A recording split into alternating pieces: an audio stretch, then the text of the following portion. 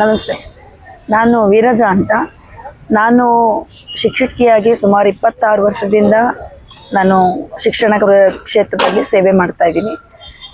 ನಾನು ಇಲ್ಲಿ ಪ್ರವಚನಕ್ಕೆ ನಮ್ಮ ಸ್ವರೂಪೋದ್ಧಾರಕರಾದ ಪೂಜ್ಯ ಸತ್ಯಾತ್ಮ ಶ್ರೀ ಗುರುಗಳ ಒಂದು ಪ್ರವಚನವನ್ನು ಕೇಳಕ್ಕೆ ಸುಮಾರು ವರ್ಷದಿಂದ ಬರ್ತಾ ಇದ್ದೀನಿ ಕೋಟೆ ಮೈದಾನಕ್ಕೆ. ಪ್ರತಿಯೊಂದು 5 ದಿನದಲ್ಲಿ ಪ್ರತಿಯೊಂದು ಅವರ ನುಡಿಗಳು, ಆಶೀರ್ವಚನಗಳು, ಅವರ ಒಂದು ನಮಗೆ ಧರ್ಮ ಮಾರ್ಗದಲ್ಲಿ ನಡಿಬೇಕಾಗಿರುವಂಥ ಸಂದೇಶ ನಮಗೆ ಪ್ರತಿಯೊಂದು ಅಕ್ಷರ, ಪ್ರತಿಯೊಂದು ನುಡಿಗಳು ನಮಗೆ ಮನದಟ್ಟಾಗಿ ನಾವು ಅದರಂತೆಯೇ ನಡ್ಕೊಳ್ಳೋಕ್ಕೆ ಪ್ರಯತ್ನ ಪಡ್ತಾ ಇದ್ದೀವಿ. ಅದರಲ್ಲೂ ಈಗ ನಡೀತಾ ಇರೋ ಅನ್ಯಾಯ ಎಲ್ಲರಿಗೂ ಗೊತ್ತಿದೆ. ಈಗ ನಮ್ಮ ಬ್ರಾಹ್ಮಣ ವಿಪ್ರ ಸಮುದಾಯಕ್ಕೆ ನಡೀತಾ ಇರೋ ಒಂದು ಅನ್ಯಾಯ ನಾವೆಲ್ಲ ಟಿವಿಯಲ್ಲಿ ನೋಡ್ತಾ ಇದ್ದೀವಿ, ಮತ್ತು ಪ್ರತಿಯೊಂದು ಸುದ್ದಿವಾಹಿನಿಯಲ್ಲಿ ತಿಳ್ಕೊಳ್ತಾ ಇದ್ದೀವಿ. ಎಂಥ ಅನ್ಯಾಯ ನಡೆದಿದೆ. ಮೊನ್ನೆ ರೀಸೆಂಟಾಗಿ ಒಬ್ಬ ಹುಡುಗನ ಜನವಾರದ ಬಗ್ಗೆ ನಮ್ಗೆ ಕೇಳಿ ಬಹಳ ದುಃಖ ಆಗ್ತಿದೆ. ನಾವು ಎದುರುಗಡೆ ಹೋಗಿ ಅವನಿಗೆ ಸಮಾಧಾನ ಮಾಡಿ ಅಲ್ಲಿ ಪ್ರತಿಭಟನೆಯನ್ನು ಮಾಡೋದಕ್ಕೆ ಪ್ರಯತ್ನ ಪಡ್ತಾ ಇದ್ದೀವಿ. ಅಂಥದ್ರಲ್ಲಿ ನಾವೆಲ್ಲ ಒಗ್ಗಟ್ಟಾಗಿ ನಿಂತು, ಇಲ್ಲಾಂದರೆ ನಮ್ಮ ಸನಾತನ ಧರ್ಮನ ನಾಶ ಮಾಡೋದ್ರಲ್ಲಿ ಇಂತಹ ಜನಗಳು ಯಾವ ರೀತಿ ಹೇಯ ಕೃತ್ಯವನ್ನು ಮಾಡಲಿಕ್ಕೂ ಅವ್ರು ಹೆಸಲ್ಲ.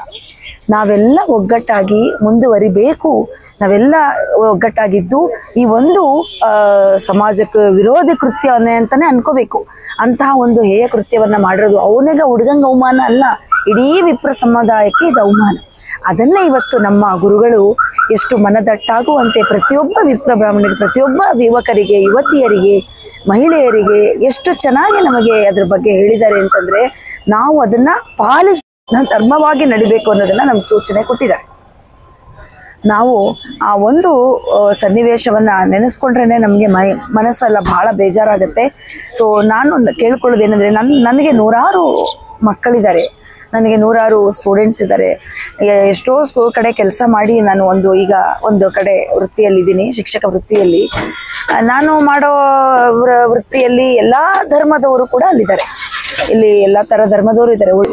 ನನಗೆ ಸಾಧ್ಯವಾದ ಮಟ್ಟಿಗೆ ನಮ್ಮ ಗುರುಗಳ ಹಿತೋಪದೇಶವನ್ನು ಪಡ್ಕೊಂಡಂತ ನನಗೆ ಸಾಧ್ಯವಾದ ಮಟ್ಟಿಗೆ ಧರ್ಮವನ್ನು ಫಾಲೋ ಮಾಡೋದನ್ನೇ ನಾನು ಅವ್ರಿಗೆ ಟ್ರಾನ್ಸ್ಫರಿಂಗ್ ದ ನಾಲೆಡ್ಜ್ ಅಂತ ಕರಿತೀವಿ. ಆ ಫಸ್ಟ್ ಧರ್ಮವನ್ನು ಆಚರಣೆ ಮಾಡುವಂಥ ಒಂದು ಹಿತೋಪದೇಶ ಮಕ್ಕಳಿಗಾಗಬೇಕು. ಇಲ್ಲಿ ನಾನು ಕೇಳ್ಕೊಳ್ಳೋದೇನೆಂದರೆ, ಪ್ರತಿಯೊಬ್ಬ ವಿಪ್ರ ಸಮಾಜದವರು ಮುಂದೆ ಬರಬೇಕು. ನಮಗೇನು ಇದು ನಮ್ದಲ್ವಲ್ಲ, ನಮ್ಮನೆ ಹುಡುಗ ಅಲ್ಲ ಅಂತ ಅಂದ್ಕೊಳ್ಳೇಬಾರ್ದು.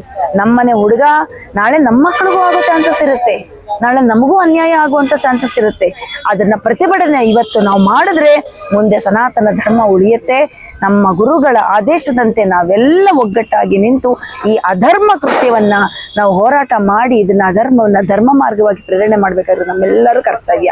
ಅದೇ ನನ್ನ ಒಂದು ಮನಸ್ಸಲ್ಲಿ ಬಂದಿರೋವಂಥದ್ದನ್ನು ನನ್ನೆಲ್ಲ ಗೊತ್ತಿರೋ ಅಷ್ಟು ನುಡಿಯನ್ನು ಹೇಳಿದ್ದೀನಿ.